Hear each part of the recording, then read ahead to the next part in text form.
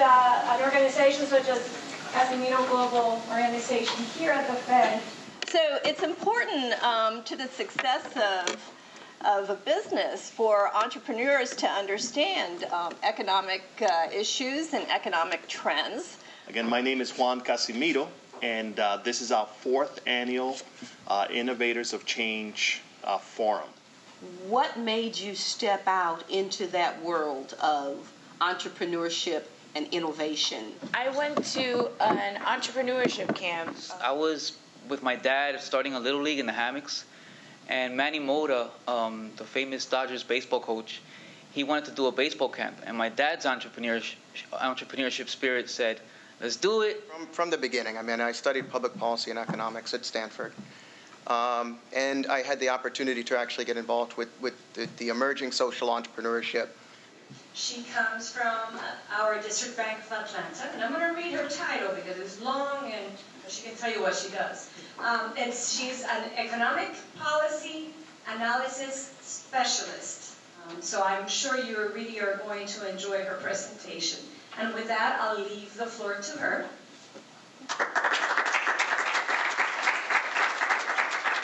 Thanks so much for the introduction. It's actually great to be here. I love just hearing the stories of entrepreneurs, and the youth panel was great. I love the, if it's meant to be, it's, what is it? If it's up to me. Yes, it's perfect. I love it. But just a couple of talks about high growth firms. So where are they located? Turns out they're not in Silicon Valley anymore.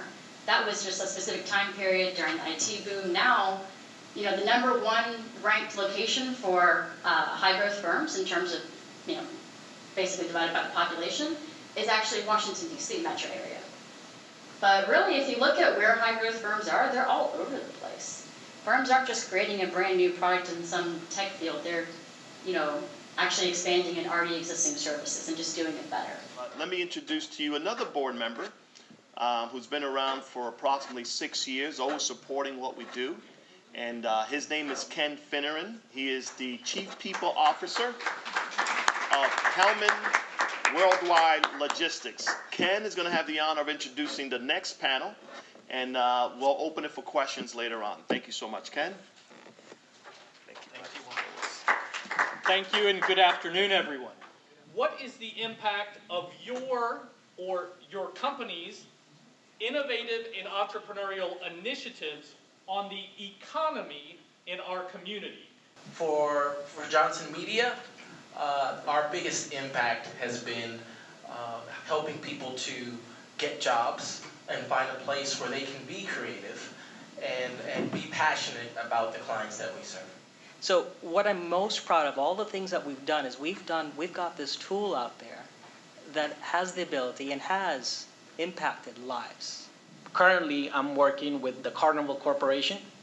A lot of you have either heard of Carnival or have consumed some of their products. So I'm currently helping them in that process as they are looking to become sort of a more relevant company with new customers that they have, but also as they become a sort of a rebranded firm in a lot of ways. So I think that each business has a way of impacting your community or your environment. It's really about the love you put into it and what you're going to give back to the community from that business. We started a program called Poppreneurs, which was essentially an ice cream popsicle training program with carts that we would donate to youth programs. And then we married that with technology training, and we have a program called Code Fever. So since the start of Feverish and start of Code Fever, we've trained over 300 students here in South Florida, not only learning how to code, but also to actually build technology startups so we can move them from being tech consumers to tech creators. Good afternoon. My name is George Garrett with Miami-Dade College. And the question is either for Alejandro or for Alicia, because you both kind of touched on it. We're talking about our educational system and how we're not preparing people for what is to come. In your opinion, how can we deconstruct our existing model of how we teach? And what should we teach and how should we teach it? Instead of letting the teachers make the students more creative and more self-taught, the way they're teaching it, the kids are not being prepared from pre-K all the way to high school.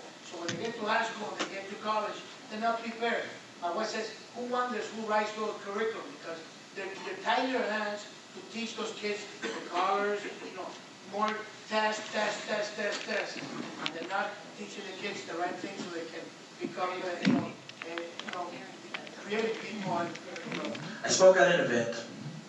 A young lady got up and I commended her fortitude and aggressiveness. She said, "Mr. Johnson, have you ever thought of starting a scholarship for students?" I said, "You know what, I hadn't thought about that." She said, "Well, I'd like to be your first recipient." And I said, wow, that is awesome. So after the session, she came up to me and she said, "I'm going to Savannah State, I'm very excited, and thank you for offering to support me." And I was blown away. And so I said, "Hey, okay, great. Email me tonight or call me tonight." She didn't do it. Okay. So let's assume that we had no lights in this particular room. All the lights are out, but in my hand I have 2 candles.